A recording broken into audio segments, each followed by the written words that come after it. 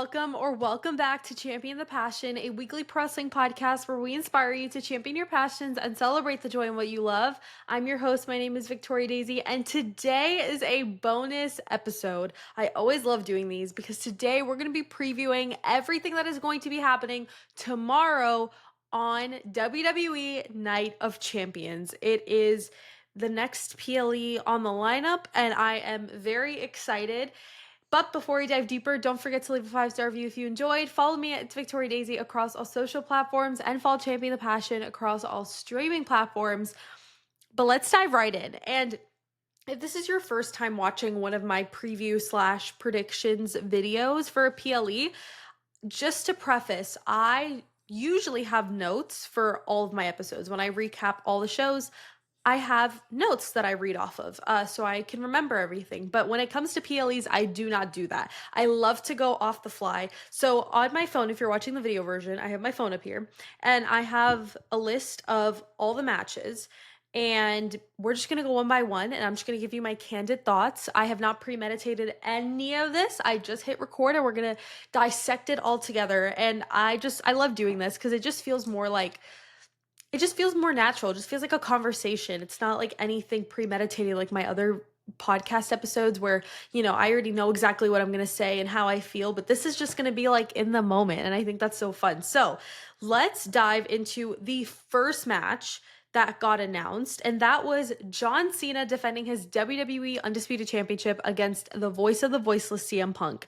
Now, I don't even think it's a question that John Cena is retaining. I mean, I don't think there's going to be a title change until he goes face to face with Cody, and that's not going to be for a while. And so, it's going to be a cute little moment thinking maybe Punk will win. And I'm sure there's going to be moments where maybe it looks like he will win, but I highly doubt he will. I'm really intrigued to see also, is Seth Rollins going to get involved at any point? I think that could be really interesting. But again, I don't see a world where CM Punk wins the championship. I definitely do think that when John Cena retires in December and we enter 2026, I definitely do think that then is when everybody has opportunities. We could see Randy win his 15th world championship. We could see Punk win the championship again. So I think it all really just depends on John Cena and like when that's all gonna end, because I truly believe, and I've said this from the get-go, from when did he return? January. I have always said that Cody will be the one to take the title from him, but it won't be until like the end of the year. And so I'm really intrigued to see kind of when that starts happening. I don't think anything of that nature would happen tomorrow. I don't think Seth is going to come out at all, but again, you never know. And so I'm really intrigued to see kind of what that's all about. Although, speaking on Seth, I don't think that he's going to come out in this match because I do think his sights may be set on Saturday night's main event next month, July 12th, because that is Gunther versus Goldberg. And I definitely do think he has a way better shot at cashing in then than tomorrow. And then also, he is on Raw, and his championship would be the World Heavyweight Championship, which is the title Gunther is currently holding. So, with all that being said, I predict John Cena to retain. I definitely do think it's going to be a fantastic match. I mean, when you think of 2000s nostalgia, you think of these two men, and these two men are the epitome of the spinner belt. And so for me as well, this is also like super nostalgic and special to be able to have this final match between CM Punk and John Cena. It really takes me back to my childhood. And so I'm really just excited to see it one last time, but I have no doubt in my mind that John Cena will be retaining this title. But I'm intrigued to see. Maybe there are surprises. With John Cena in the mix, there's been a lot with The Rock and Travis Scott and his minions. So I'm really intrigued to see if any of that ends up happening. I know I predicted that for Money in the Bank, but we ended up getting nothing of it. But if you guys remember at the SummerSlam kickoff at Fanatics Fest last weekend, John Cena did say that they have some really big stuff planned for us for SmackDown today and for for Night of Champions tomorrow and in the following weeks. So I'm really intrigued to see what that is all about, because he definitely broke kayfabe for that kickoff. He definitely wasn't like the heel John Cena we've been seeing.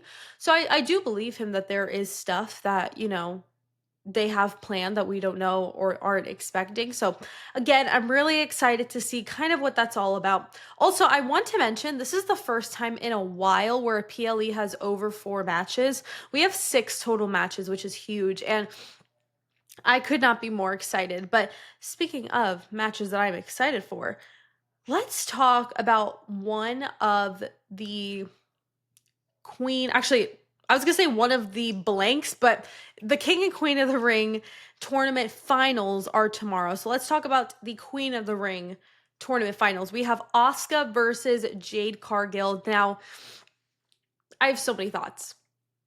I think that I'll say right off the jump, Asuka is going to win this. I think she will be crowned Queen of the Ring. Um, Jade definitely has a chance. I'm not saying it's like impossible, but I think the odds are extremely in Asuka's favor. And Jade has been iffy recently. I know she caught a lot of heat on her match last week. What was it, the semifinals? She caught a lot of heat on that match with Roxanne because, to be honest, she wasn't wrestling the cleanest. She wasn't wrestling to the best of her ability that we know her to wrestle. And I'm not saying she's perfect or imperfect or whatever. I don't know. I just think that recently she's kind of like not been on her top of her game. And I don't know why that is. I don't know if maybe there's personal things in her life that are distracting her in her head to not be on like her A game, or if she truly is just like needs more time and work in the ring because I'm really shocked that she made it this far, to be quite honest with you. And when I look at this matchup, I mean, Asuka is light years better than her and can wrestle circles around her. And even though Jade is bigger and stronger, it does not mean that she's the better half or the better one, because Asuka like in the ring, she's a better technical wrestler. And so I definitely do think that that's something we need to take into account when looking at this match. And so I mean, I think it's no doubt in my mind that we're going to get Asuka as Queen of the Ring. And let us not forget that whoever wins Queen and King of the Ring will be granted a title opportunity at SummerSlam. So if Asuka does win this, she will be facing Io Sky at SummerSlam. And I think that is so dream match material. I mean, obviously it'd be great if Jade won and faced Io Sky, but I mean, come on. We all want Asuka versus Io, and I think it's finally going to happen. And I cannot wait, because what if Asuka wins at SummerSlam? I didn't think about that till just now when it came out of my mouth seconds ago. But what if Asuka becomes our new women's world champion at SummerSlam this year? Because, Io has had a really great run, but I definitely do think Asuka could use the boost. And she's obviously getting a push right now. So I'd be surprised, but I wouldn't be if she won the title. But I'm really holding out hope that Asuka will pick up the victory tomorrow against Jade Cargill for the Queen of the Ring tournament finals to get that crown on her head. But let's move on to the King of the Ring tournament finals. We have Cody Rhodes versus Randy Orton. Now, once again, here is where I'm at a bit of a crossroads, no pun intended. So here's my thing. I think the obvious choice here is having Cody win. You can't have Cody lose. Like, you just simply cannot. He cannot afford to lose. Randy can afford to lose. I mean, Cody probably could afford to lose, but I just wouldn't want him to. And when I'm thinking of this match, remember, whoever wins this match will be facing John Cena at SummerSlam. And we already got Randy versus John at Backlash. And I know we got Cody versus Cena at WrestleMania, but it would be under different circumstances. But here's my thing. Does Cody win back the championship as soon as SummerSlam? Because back to what I was saying earlier, my whole prediction was that Cody would win back the championship at like Survivor Series, or maybe Cena's last show at that Saturday night's main event in Boston. So I think it's a big fog cloud, or a big cloud of fog, whatever you want to call it. I don't know. This really could go either way. I'm gonna predict it's going to be Cody. I'm gonna say it's gonna be Cody. I'm like 90% confident in that. I just don't see Randy Orton beating him. But then what does that mean for SummerSlam? Does Cody win back the championship? And then maybe, oh shoot, wait, I just kind of cooked. Maybe if Cody wins back the championship at SummerSlam, Cena could turn face for the remainder 4 months of his farewell tour. Because think about this, even at Money in the Bank, I feel like he's slowly breaking character on TV purposefully though, where he's like slowly but surely starting to realize that like this heel stuff isn't him. You know what I mean? And I feel like we're starting to see glimpses of that. And I think if it ultimately leads up to Cody winning back the title again at SummerSlam and then Cena has nothing, I mean, this could be huge because then he could end off his farewell tour and his retirement tour on a high note as being a babyface. But then there's a chance that we could also get John Cena versus The Rock, possibly maybe at Survivor Series or for his last match.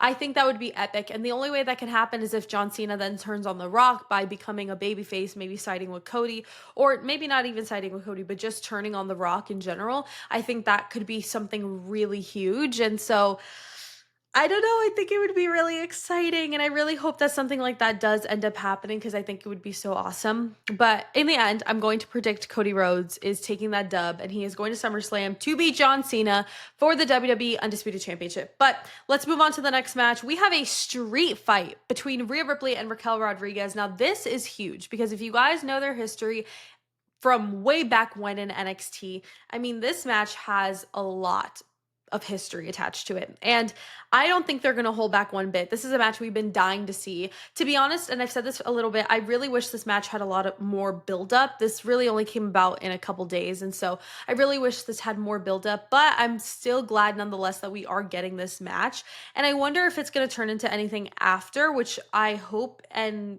would predict that it would. I don't know. I just think with Liv being out for the next couple of months, Raquel and even Rhea too, like they both need good storylines. And I think resurrecting their storyline from NXT and putting a fun twist on it and starting here could be awesome for them. And then by the time Liv comes back, we'll see where we're at. But I don't know. This is really difficult because off the jump, I want to say Rhea's going to win this. But there's something in me that says Raquel wins because of Roxanne. And I don't know. My delusion says, what if Liv returns? But because sometimes you can't tell if injuries are kayfabe or not. And, if she actually isn't injured, then this could be huge because what if she reunites with Rhea? Not that even makes sense. I want that to happen at some point, and maybe that's when she comes back in a couple months if this whole ordeal is very real. But I don't know. I'm gonna say Raquel wins this. I know that's really like sacrilegious to the Rhea Ripley Moshers community, but I don't know. I just have this gut feeling that maybe Roxanne interferes. Again, of course, I want Rhea Ripley to win, but I just have this feeling that maybe Raquel wins this one. I don't know. I think Raquel could really use. There we go. That's how we freaking get that rivalry really going. Because if Raquel wins, Rhea's going to want a rematch and it's going to be this whole thing. So you know what? Raquel's winning because of Roxanne, and that's really going to be the match. All right, let's talk about the next match happening at Night of Champions. We have the United States Championship on the line. Jacob Fatu defending against his cousin, Solo Sikoa. This has been the most drama-filled storyline ever. And you know what? As somebody who has a lot of cousins who I'm very close to, this is a very close to home, relatable storyline of just like fighting with your cousin. This is really relatable. But this is really tricky because my gut tells me Jacob is going to retain. But then at the same time, what if we get Roman Reigns tomorrow? And some people are really delusional, are like, oh my God, he's going to return and he's going to have Zilla Fatu and Hikuleo on his side and all this stuff. And I'm like, no, I don't think that's happening at all. But what if Roman does return for this match? Just saying. Did you think of that? Because that just came to me right this moment. I would love Solo to win, but I feel kind of confident by saying Jacob is going to retain. I don't know. I really want Solo to win. But at the same time, I think there's more to the story and I think they might build it up more. And if Roman literally does come back, that changes the trajectory of everything, especially because he could come out to distract Solo because obviously him and Solo are not on good terms. And I think that would be crazy. To be honest, I don't have many thoughts on this match besides what I just told you. So I'm just going to say that Jacob Fatu retains, even though I kind of want Solo to win. but it's okay. I'm fine with the outcome either way. But let's talk about the last match on the card, Sami Zayn versus Karrion Kross. Now, this was one of those matches that was kind of like put on the card randomly. Obviously, we know that Dominic Mysterio's IC championship match against AJ Styles got cut because Dominic got injured, which I don't fully believe that, but whatever. So instead, we're getting Sami Zayn versus Karrion Kross, which I'm still excited about, and I think it's going to be good. Now, it really sucks because another crossroads moment for WWE where I feel like, the fans have been so outspoken about how they want Karrion on TV, getting wins, but then you have somebody like Sami Zayn who is just a megastar, and it's really hard to have him lose? And so I don't know what they're going to end up doing. Part of me feels like it might end in a disqualification, maybe. I feel like that's a okay route to go. Not that I have anyone interfering. I don't know what would really happen with this match. This is really hard because I feel like both of them deserve the win. I think Karrion deserves it a little more, but I don't know if WWE is going to actually give him that W. I don't know. I'm going to say that Sami Zayn wins this. Although my gut kind of tells me Karrion Kross will win this one.